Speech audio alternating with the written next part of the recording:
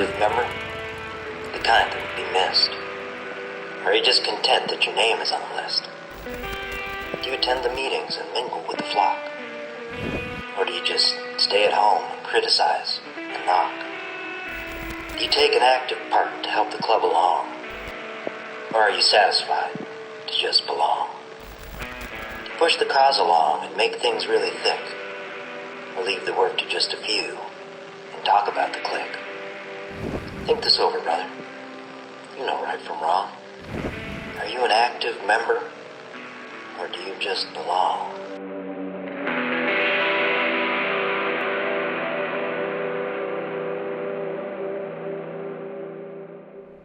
Welcome to Patched, where we look at the personal impact of life in outlaw motorcycle clubs. This week, my co-hosts, Justin DeLoretto and I, sit down with former Hells Angel, Loren. Welcome to Patch. With me today is my co-host, Mooch, and today we have joining us Loren, a one-time member of the Hells Angels Motorcycle Club. How's it going, guys? Thanks for having me. Mooch, did you want to start with one of our... Yeah, did we have viewer questions we wanted to hit this week, or are we just going to jump into it? Oh, yeah, we do have some viewer questions. In a previous episode, we talked about what are dues, and one of our viewer questions this week was, what are the dues and what do you guys do with them, right? So we can all jump in on this, but I'll just start by, everyone pitches in dues, and, usually dues are to keep a clubhouse functioning, right? They're to pay for a run, they're to pay for, T-shirts, then we sell to then also pay for runs and parties and things like that. But none of it's, it's just small amounts of money that keep things moving, right? Keeps the lights on, keeps the water going. So, Mooch, you have anything to add to that? Yeah, it was probably pretty similar in the club I was with. Most of it went to clubhouse, keeping the clubhouse stocked and all the utilities and stuff for clubhouse. And then the chapter dues generally went to, like, if we were riding out of state, the member had to pay for his own gas and food, but the chapter paid for the hotel rooms or lodging and stuff like that. So a lot of it went back into the runs and events. And then obviously if your chapter's hosting a party once a year, that costs money. So a lot of times dues go back into that too. So a lot of the dues we paid into it came back to us in some sort of way. Yeah. And these are all things like $10 a month or $20 a week. I mean, it's just enough to keep things rolling. It's not nothing for anything too fancy. So, Loren, you have anything to add to that? Yeah, I mean, everything's pretty similar to what you guys said. Just getting things functioning. You have a party coming up, you need to feed your guests and all that stuff. But you do, you get the money back in some way, but it all goes towards making the club better, making the clubhouse better, making the charter more comfortable on runs, that sort of thing. Yeah, and remember, all this stuff there's no paid positions in the club. All this stuff just goes to pay for things. So no one has that misconception that we get paid out of these dues. It's all just to pay for stuff. So the next thing that people were asking about was from prior episodes was, what's a road captain? Mooch, do you want to jump in on that? Yeah, Mongols didn't really have road captains unless big national packs or stuff like that. Certain chapters would be in charge of it. So the road captain would be in charge of making sure the chapters, who everyone knew their position, who was going to help with traffic and block traffic and stuff like that. On a chapter level, that wasn't a position within the club that people normally had. Usually the Sarge would do it. But for the most part, it was to keep the pack organized, to keep other people away from the pack, make sure people knew where we were going, what the stops were, those types of things. So just general, part of it was security, but a lot of it was just organization. Yeah, and I can just add, in our club, that the road captain's one of his jobs was to check people's bikes on a pre-road inspection trip to make sure that their tires were good, that they had oil changes done. Make sure that they weren't going to be a hindrance on the road. And I don't mean it's just the matter of time, right? Someone doesn't have their bike taken care of or squared away, and then we get on the road, and the next thing you know, we're sitting on the side of the road waiting for that person to get either towed or to have a prospect come pick them up. It's a big delay. So by those pre-checks, it helps keep us moving down the highway. So, and it's also a safety factor, right? We don't want to be sitting on the road for hours on end because, millions of people are driving by. So we got to keep moving in a forward direction. Loren, did you want to add to that? Yeah, the road captain for us, rode up in the front of the pack, made sure everybody was riding tight, making sure everybody was safe, making sure they knew where we were going. Usually had the fuel stops pre-checked out, so we knew where we were stopping, so we weren't stopping somewhere completely random, having no idea where we were. So that was big important in my charter. Yeah, it's truly an important job in my opinion. Knowing where you're going and how we're going to get there and where we're going to stop, those are big things. Mooch, you want to jump into our first question for Loren? Yeah, so Loren, part of what we do with this show is try and show, our listeners and anyone interested in club life. Here I am coming from the Mongols. You're coming, you're an ex-Hells Angel. We want to show how much similarities there are, or a common thread that we all share. And I think the biggest one, right, is motorcycles. We all love riding motorcycles. That's why we joined a motorcycle club. So I first wanted to ask, what got you into motorcycles in the first place? And I've always loved motorcycles. Just seeing them rolling down the street. Where I grew up in California, man, I remember seeing packs of Hells Angels just rolling through, and I thought it was the coolest thing ever. I was like, I want that. And just as I got older, the people that had motorcycles, it was always an attraction to me, the freedom, something that I always wanted. I grew up riding dirt bikes. So as soon as I was old enough, as soon as I could, I got myself, a motorcycle, and then it graduated to a Harley. And, I just fell in love with it. How old were you and what was your first Harley? I was probably 20, 21. My first Harley was a Sportster. Yeah. Same. That was And what would you say, Loren, is your favorite time of day or at night to ride? And what's that feeling like for you when you're on that bike at that time? Man, it's changed so much over the years, right? Now I don't like to ride as much as I used to, but my favorite time to ride is at night, probably, or the early morning. I love hitting that twilight zone, right before the sun gets up when I'm on my way to the gym. I love that time. That's my favorite time. It's just peaceful, just me and my motorcycle, me and my thoughts. That's the best time for me to ride, for sure. And that's something that we've talked about on the show with the last few, guests, is that is kind of like our reset button. You know what I mean? It's a mental reset, right? We get on that bike, we have that feeling of the right time of day, the right time of night. You're in the zone. You're not being bothered by distractions. It's you can get your mind clear. For at least a brief moment. And that's like Mooch and I always talk about those long rides that we get on, where we're riding for an hour and a half at a time, maybe 2 hours in between gas stops. I mean, yeah, it can be a little tough on your body sometimes, but you are fresh when you get to that next place because you haven't had all the stuff going on, and that we get inundated with on a daily basis. So, Sure. Yeah, that's a really good way to put it. Yeah, I mean, I love not having any distractions. I'm guilty of it. I get in my car, I'm on my phone. I'm at the gym, I'm on my phone. I'm at work, I'm on my phone, constantly replying to emails. Life just hits you. But when you're on your motorcycle, you can't. You can avoid being distracted by taking it out of the equation. And I like that. Yeah, you have the opportunity to shut it down. Sure. That's the cool thing about it. A question I have is how did you seek out or meet somebody from the club? And then once you sought that out and, started your journey into becoming a member of a club, how did your family react to that? How did your, workers or people that you were associated with at the time? It wasn't really a surprise to a lot of people, just kind of the years leading up to it, the friends that I had made and the circle that I had been in. It wasn't really a surprise to my family or anybody that was around me. It was kind of more along the lines of, well, it's about time, because I'd been leading to it for a while. Mm-hmm. My family wasn't upset or mad or really shocked at all. I think more just concerned is the best way to describe it. And then the way I got inundated was I was friends with people that were in the club before I had joined the club. So it wasn't just me Googling or trying to figure it out. I mean, it happened organically for me. Mm-hmm. Yeah, so when you did decide you were going to step up and join the club, sometimes people have careers already, some people are married, some are single. What was your kind of life situation like at the time, and how did it change once you joined the club? I had just had my second boy, so I was in that situation. It wasn't a great situation. Me and the lady I had the child with, we weren't really on great terms, but we were together. And then I had just graduated law school. So I was coming out of that. I was working, I was pretty busy with work. So everything kind of happened at once. And I made the decision that I was going to put all of my time into the club at that point.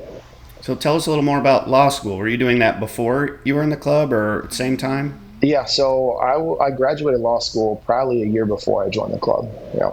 That's cool. And did you start practicing as an attorney or? No, I didn't. I was doing contract law. So I got recruited out of law school to do contract law, and I didn't have to be licensed or anything with what I was doing. I did an internship at the public defender's office about a year before I graduated. And I was going to do that, but like I said, I got recruited to do contract law, and I just liked it a lot. I could do it from my computer. I could do it from anywhere.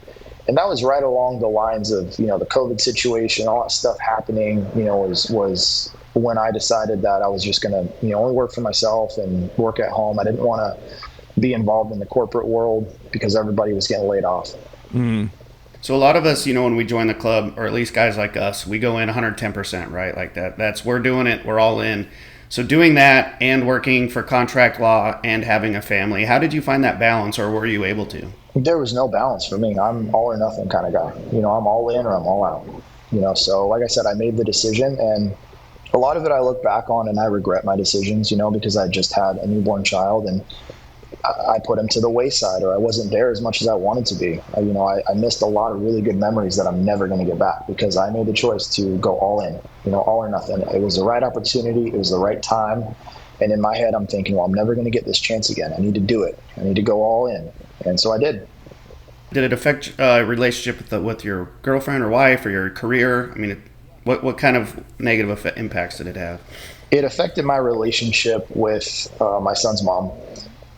But I don't know that if I didn't join the club, that it wouldn't have had the same effect on my life, because I was in a really bad spot mentally with making the right decision, right? I just wasn't in a place in my life where I was making right decisions. I was constantly running from my past. I was running from things, and I ran right into the club because I wanted that camaraderie, that brotherhood, that place of belonging, And so, yeah, it affected it, but I can't 100% say that it was because of the club, because it was because of me at the end of the day. Mm-hmm.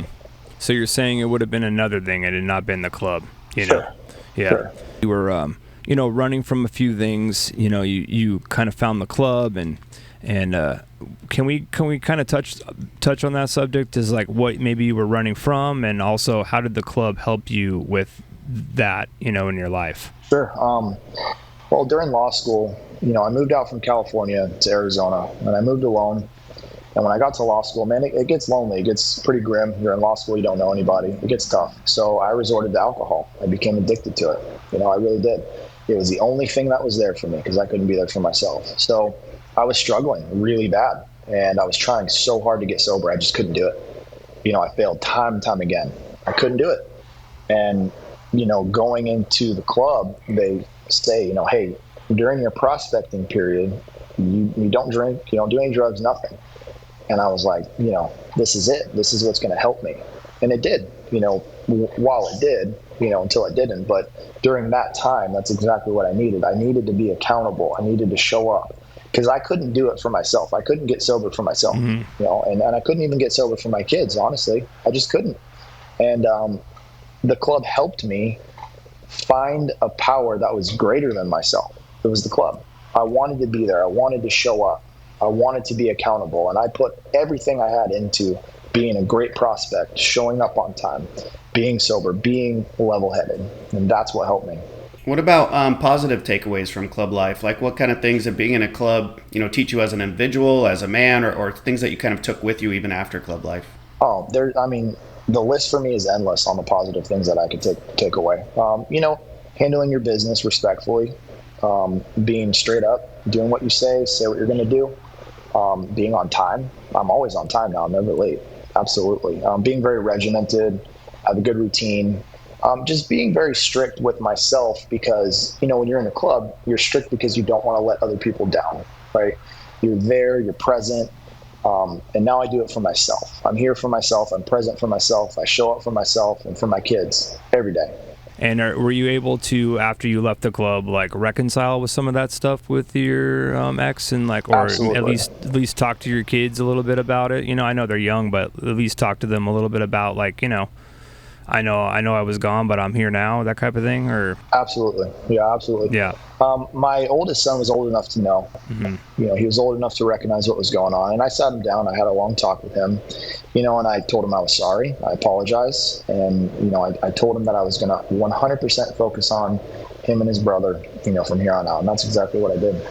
That's really good. Yeah, I think that leads us into our next question, Loren, is, Yeah. so when you did leave club life, how did you replace, or were you able to replace those types of things, that shared brotherhood, having people to hang out with, not feeling alone? Man, that was tough.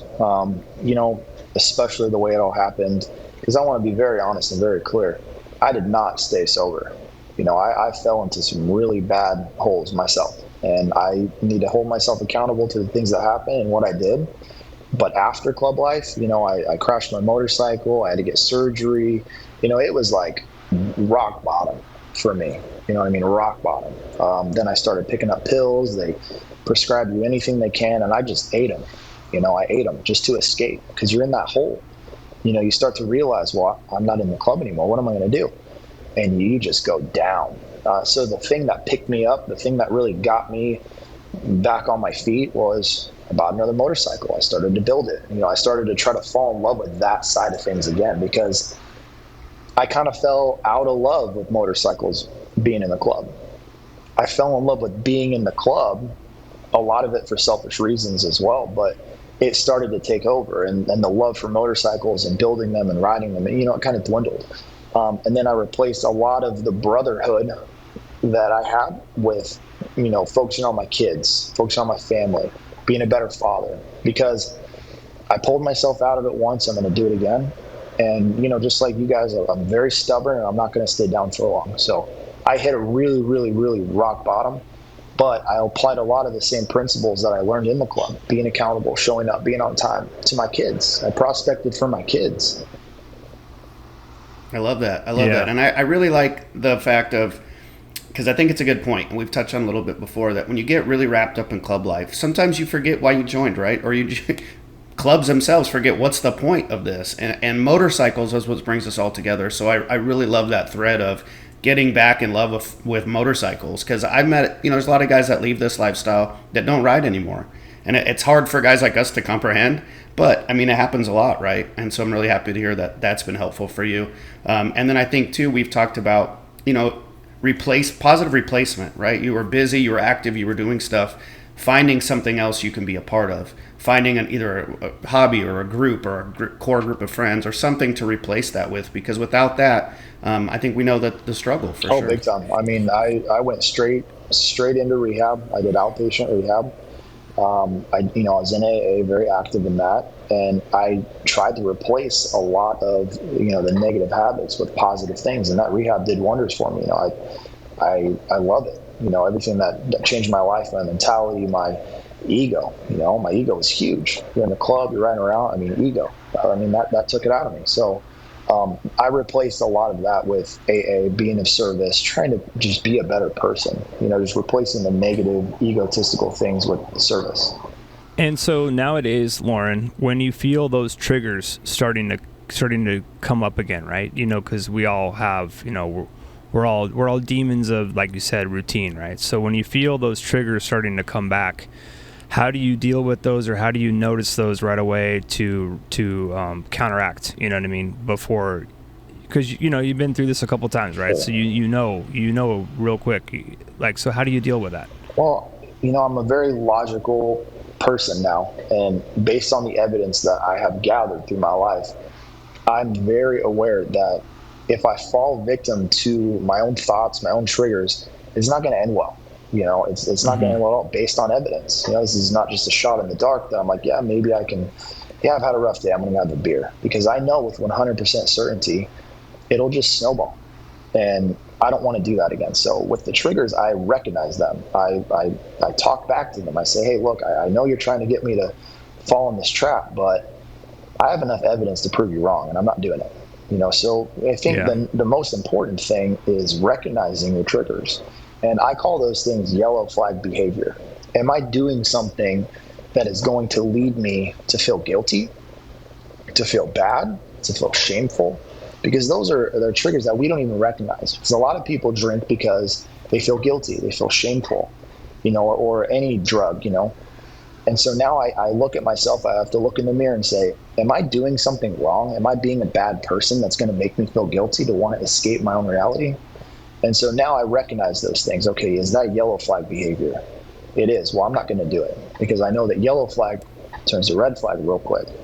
That's a great way That's to put awesome. it. And I think that so many people that are going to be listening to this are going to feel like they have made a real connection with you today, because there are millions of people going through the same thing that they might just not realize that one little step of saying, stop, I can see what's about to happen here, and we need to pull back. You know what I mean?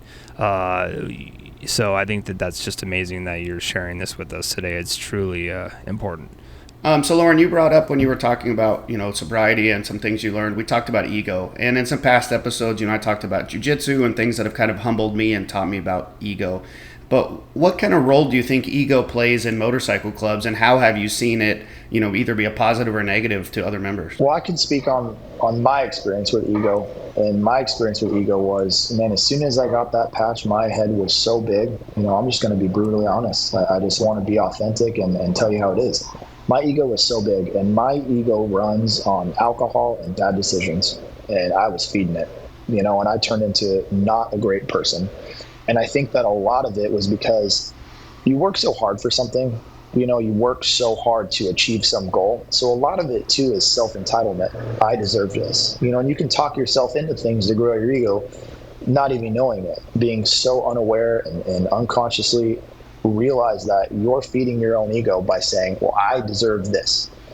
Not even caring about how it affects other people. Is if you feel entitled to something and you're a member of a motorcycle club, you're going to take it. You're going to do it because you feel like you've earned it, good or bad. So for me personally, it fed my ego in a really bad way. And I saw myself going down that path because in my heart, I wanted to do good things. I wanted the patch to represent something positive. I wanted to change the way the public perceived us. I wanted to be a good force of helping others. Just being a positive force in the community is all I really wanted. But it didn't happen like that because ego got in the way, and I fed it. And I think, wearing a name big across your back and a patch and everything plays a role into that too, right? Because then, especially newer members, you're essentially playing a role, right? I am a member of this club now. So, I'm a Mongol or I'm a Hells Angel. And you have to think what goes with that. And we remember what we saw when we were younger. We remember what we saw when we were coming up. And I think it takes a while to become your authentic self, right? Finding the balance like we've talked about. How do I feel about being a member of this club, but also who am I as a person, and having that identity. And I think one of the things we struggle with a lot when we leave club life, or I've seen it a lot with others, is they don't know what to do anymore, because before they were known as Mongol so-and-so, and now they're just so-and-so, And I think that's another thing that's really hard to kind of wrestle with. Ego's a big part of that, right? Is, who am I now, and what's my identity now? Did you see stuff like that, Jason, or how did the ego play a role in what you went through? For me, and we've discussed this before, I spent a lot of time with other clubs, right, in different parts of the country, and I would sit down in these rooms and we'd have these meetings, mostly about bikers' rights. We'd just talk about like how are we gonna, keep brothers out of prison and that kind of stuff. But I'd always would say when I sit down in these meetings, because here I am, a member of the Hells Angels, and then you got a bunch of clubs that are maybe not in the top 1% clubs or of the nation, but they're just normal mom and pop clubs or veteran clubs, all these different things. And I would just say, let's take the ego out of the fucking room. I go, because guess what, I'm just the same. I'm a guy with 2 kids and a mortgage and the same shit going on. I go, you guys, just because I have this patch on, it's only because I knew somebody in that club and I sought that club out. If I would have grown up in Milwaukee, then I'd be an outlaw. If I was in Philadelphia, I'd be a pagan. I go, if I was in Florida, I'd be a warlock. I go, there's no difference. You guys are take the eyeballs off of what you see on my chest here and just look at me, because yes, I represent this club, and it's a huge responsibility to have that patch on your back, as you both know, regardless of the name on it. But yeah, I always used to say to people, just take the ego out of it for a second. Now, believe me, Loren, it is without a doubt, when you put that patch on for the first time, you are 6 inches taller. I mean, without a doubt. I can, I thought I was pretty well rounded, but when I put that patch on, I was like fucking 6.5 feet tall. And I mean, it just the looks you would get from people and the public perception. I mean, I thought that was like, I used to park my bike on Sunset and fucking walk into places. I just thought, like, on the sidewalk. I mean, that was just the coolest shit, right? We were part of a really cool scene. And, yeah, so I always said to people, let's just get the ego out of the fucking room for right now. because it's just all it is going to just cause problems, and it did, and I saw it a lot of times. Yeah, and I wish it was that easy, because I definitely think that ego plays the biggest role in the downside of club life. I've seen firsthand when we're starting chapters in new areas, the law enforcement narrative is that these clubs are battling over drug turf, right? Or whatever they claim. But we know that's not true. Like, we've lived that life. We know for a fact that's not true. But no one wants to believe the reality is they're fighting over ego. We were here first. This is our area. It's take a step back, and probably the general public will think that's ridiculous. But, we know that's ego. It was all ego. And between the beef between the two clubs we were in, or other clubs, sure, maybe something sparked it years and years ago, but what keeps it going is ego. We're the bigger club. We're the better club. They don't know who they're messing with. So I think ego has such a negative impact on club life. And that is a great way to put it, Mooch. When a new club is going into an existing club's area, the whole group are wrapped around that existing club, right? All the people from out of state, the other charters, they're all giving influence to that group about what they need to do in their town, right? And they're putting a lot of pressure on these guys. And then you have a group of guys who maybe didn't necessarily think to act this way, but now they're being influenced to act this way based on the overall group, right? And that all comes into ego too, because the last thing you want to do is come to a meeting and say you didn't do anything about these guys coming into your town. But like you just said, Mooch, we know we're not battling over drug turf or something like that. It's just a matter of, are they going to be on that side of town and we're going to be on this side of town, and who's going to go to that bar now that we've already been going there? And it's those little things. But from the outside perspective, yes, ego is the derivative to the violent actions, for sure, and it could totally be avoidable. And so, for people who are listening, or guys that have left club life, or even those still in it, I think having that conversation with yourself and your brothers about ego is going to be super helpful. And there's a lot of things that help too, like we discussed, AA, NA, jiu-jitsu, martial arts. There's just so many things that can help. And I know that kind of transitions, Loren, to that. You got into working out. Have you relifting all through law school and through club life? I mean, has working out always been a major role in your life? Yeah, I've been working out consistently since I was 16 years old. And what kind of positives has that brought to you, not just in club life, but post-club life as well? Oh, man. I mean, the gym for me was always my place of serenity. It was my church. It was my sanctuary. All throughout my college career, all throughout law school, it was a place where I could just get lost. And even, during my prospecting career, I mean, if I had to go to the gym at 3 o'clock in the morning, I was going to the gym at 3 o'clock in the morning, or whatever. I would be the guy who was on runs, who was finding the small gym, wherever the heck we were, working out. That was me. And so, post-club life, it has never been more important, because the same time club life ended, I crashed my motorcycle and I tore my pec tendon. And so I couldn't work out for a long time. So you have all these things happening at once.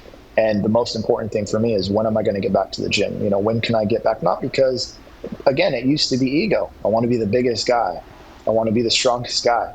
Now I just want to be consistent to myself, show up for myself every day. I'm in the gym, make a commitment to myself. Well, I'm going to go every day. And so I do. So it's been very important for me keeping promises to myself, number one. And number two, actually following through with those promises. Yeah, that's great. There's so many positives to that. And I think those are the takeaways, right? Like accountability to yourself, but to others. Obviously the mental health benefits of it. There's so many things. And when I was the regional boss of the Mongols in the Midwest, it was actually a rule that everyone within my region had to work out at least 3 days a week. And, the older guys that couldn't lift, go walk, go do something physically active, right? And if you don't like lifting weights, go train. And even the guys that were like, the older, you guys all probably had them, the older guys that go, oh, I don't fight, I do this or whatever they say. Well, okay, how often are you shooting though? How often are you training? Are you practicing? Because I think that piece plays a big role in club life and post-club life, because it's giving you, again, we talked identity. It's another part of your identity, but it also teaches you so many positive things in your life. And I think those routines, getting into those routines, are a great way for people to, when they do transition out of the club, they still have some things that they can keep within their life that keeps them on track, right? Everyone needs some type of routine, otherwise we get lost. So yeah, I think that the club can really provide that for people. And if, you know, some people might get out of the club and say, well, I don't want anything to do with what I learned in the club or what I experienced. But if they will just take a second to drop the ego down a notch and look at it from a perspective of like, well, you know, actually there were some positives, and let's start drawing those out, then I think a lot more people will be, you know, mentally a little bit better for it. You know, just take a second to look back and say, maybe it wasn't always the other person's fault. Maybe some of it was mine. You know, like I do that all the time. I look back to my 20s when I was fighting fires. I look to 30s when I was in the club, and I go, you know what? Not everyone was going to be like me. I was unique, so I couldn't expect everyone to adhere to what my thoughts were. I mean, I lived to go on runs. I lived to do stuff for the club. I spent money on the club. I mean, I didn't care, right? It was all because, like you said, Loren, when you have that track that you're going to do it, you're 110% in. And I just think that there are some benefits there to say to yourself, you know, there were positives and you have to acknowledge them, you know, regardless. So I think even for those still in the club, when I brought up the working out thing, I would say, hey, if you're against it, tell me why. What's a negative? What's something that would be a problem with working out? And obviously, there's no reasons why anyone couldn't. But the other thing that I think is a good takeaway, and this is within the club or without, is this is spending time with a group of people, if you have workout partners or friends, outside of bar life, outside of your regular routine. So you're getting to know people on a whole different level. And for me, like jiu-jitsu plays a big role in that. You know, I go train with my friends. I'm getting to see people under duress and stress and tired and how they react. But I'm also having fun and a good time. And it's not the same as just sitting there drinking, telling bar stories. So I think that is another big piece too. Definitely. When you left, what kind of things did you do to stay active and stay successful once you kind of got back on your feet from post-club life? It was hard. It was rough. It was the hardest time of my life. So really just focusing on what I was going to do that day, because I started to get overwhelmed when I began to think about, well, I'm not in the club anymore. I don't have this to do or this to do, this to do, or go down the list of all the things, right? So I would start focusing on what am I going to do today? And just break it into bite-sized pieces. Well, today I'm going to try to move my arm a little bit. I'm going to go for a walk. I'm going to eat healthy. I'm going to, write a list of goals that I have, right? That's what really helped me after the fact. But really what helped me after the fact of, getting more acclimated to a normal life, and I said it before, is I prospected for my family.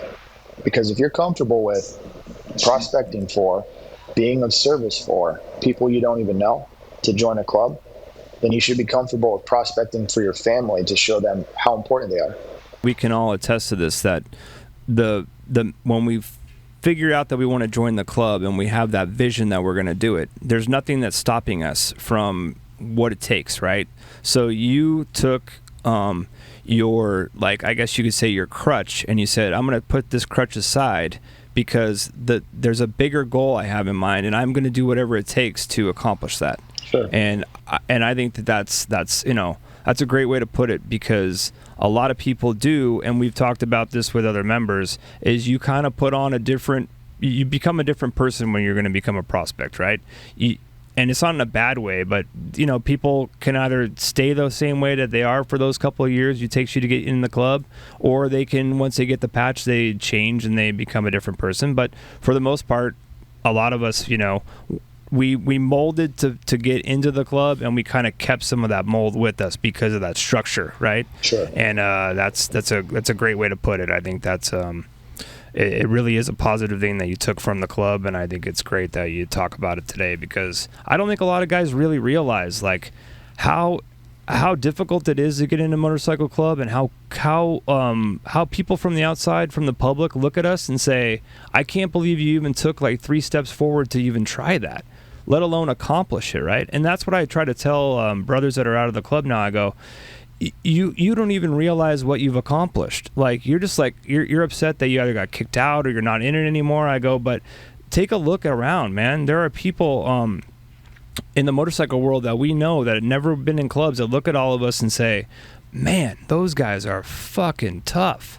And those guys they did it. They went the fucking distance. They rode in the 110-degree heat. They rode in the rain. They stayed up all night for nights on end. They freaking, took care of brothers in the hospital. All this stuff, all this volunteering that you don't need to do, that no one's patting you on the back. You're doing this all so you can have a patch, and so then you can keep it, right? So those are all things that I think that most guys that leave the club, they kind of lose sight of that. They just kind of focus on the fact they don't have the patch on their back anymore. But I'm like, you do realize that patch being on your back, whether it was 6 months to 10 years or 20 years, it made you a different person, and you should feel like a sense of accomplishment for that, regardless of how it went down for you to leave. Like, you did something. Most people, like we want to call them, the people that are at Sturgis, the millions of people are at Sturgis that watch us ride around, they all wish that they could attempt that, and 99% of them won't. So I think it's amazing that, you can take from that's what helped you get sober. Yeah, that's absolutely. a huge message to put out there. Mm-hmm. Yeah. I think another positive takeaway that people that probably don't know unless they're in club life, but once you join the club and say that's your goal, to stay sober, or maybe you're one of those guys, you were going to drink less or whatever, is a lot of times we align ourselves with other members with the same goals, right?